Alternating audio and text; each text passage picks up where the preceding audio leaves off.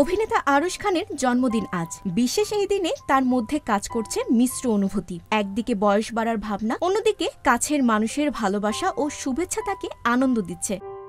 তবে এবারের জন্মদিনে সবচেয়ে বড় চমক এসেছে তার মায়ের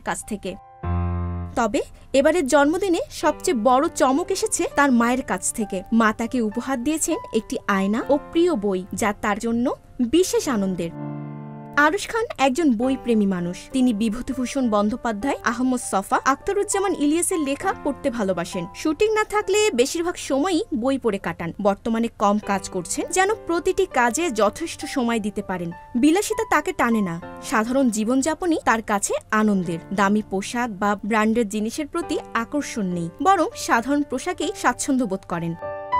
তরুণদের তিনি পরামর্শ দেন জামা কাপড়ের জন্য পরিবারকে চাপ না দিতে এবং সরল জীবনযাপনের মধ্যে সুখ খুঁজতে। এবারের জন্মদিনে আরও একটি বিশেষ সুখবর সামনে এসেছে। তিনি রক্তঋণ নামের একটি ওয়েব সিরিজে অভিনয় করেছেন। এটি তার জন্য নতুন একটি চ্যালেঞ্জ। যদিও দিনটি উদযাপনের পরিকল্পনা ছিল, তবে ব্যস্ততার মাঝেই কেটে যাচ্ছে জন্মদিন। কাছের মানুষদের ভালোবাসা, শুভেচ্ছা ও নতুন কাজের আনন্দ মিলিয়ে এবারের জন্মদিন তার কাছে স্মরণীয় হয়ে থাকছে।